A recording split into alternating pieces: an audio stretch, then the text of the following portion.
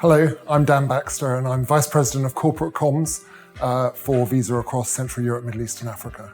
I think companies everywhere went from a very traditional working style to an approach which none of us could have expected. We went from being in the office to working from home for over a year and a half. We've learned a lot along the way. We've seen how productive and how efficient and how smooth remote working can be, even amongst big groups and big teams. But we also learned that a lot of us really miss the office environment, and there's great benefits to being in the office that we've experienced in the past and we know we want to be able to come back to. And I think having the combination between that flexible hybrid remote working and office environment where people can come together, they can brainstorm, they can collaborate, really will give the best of both worlds.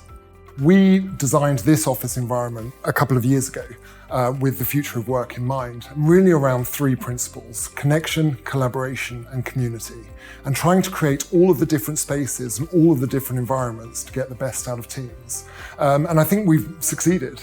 You've seen us within the office here, and we've got a space now that people can come to, people can work independently, but most importantly, people can work in groups, in teams, whether it's brainstorming, whether it's thinking through challenges, whether it's creating new ideas together in a way that we've been able to do remotely over the last year and a half, but this environment will really sort of enable everyone to do even more.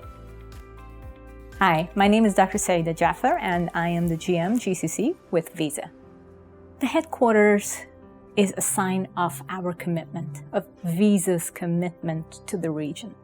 This is a very important part of the world for us. Globally speaking, we're divided in 5 different geographies, and this is one of them. And through this, we cover CEMEA, which is several countries, north, south, east, west. And really what this symbolizes is the ability to be in the middle of that connected world, of bringing different parts of the world together, and of really and truly standing as one with the region and putting a stake literally in the ground as our commitment to the region. As we return to work, we will adopt a hybrid model whereby we'll spend some days in the office, some days out of the office. And that is based on our fundamental belief that it's just nice to be in the office. It's nice to see people, to see the colleagues that you interact with. I mean, it's just good to look at people in the eyes as opposed to just on a screen. So I think that will be our guiding principle, where it will be a hybrid model, but it will remain flexible. And I think we will grow and we will evolve as we go forward in time. We want to make sure that Visa is the #1 place for people to work. It's the employer of choice. And keeping that in mind, we have put forward many, many different programs for it.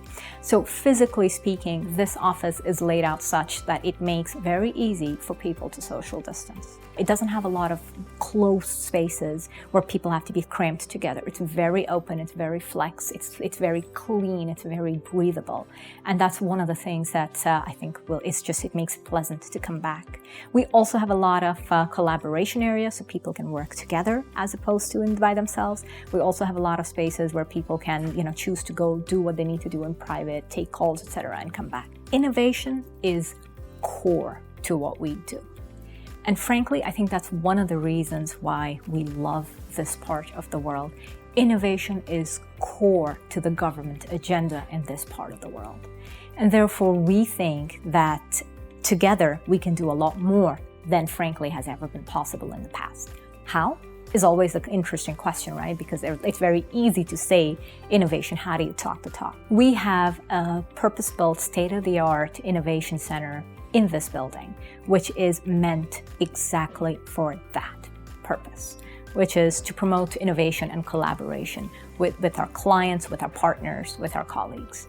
And if you haven't been there yet, we will take a walk through it and you will see it takes not only the innovative trends that we are seeing around the world and brings them as one place. To me, that's just a starting point. What it does is really, it sets up a lab and it allows people to experiment and create and just move fast, break things, and just challenge each and every norm that exists. So you can go in and come out of it and hopefully experience something that you might not have experienced before. ask questions that you may not have asked before, and frankly, come up with ideas and a vision that you may not have had before. It's a very, very exciting place. For us, there is a business purpose, but then there's a much broader societal purpose, and they are one and the same in many aspects.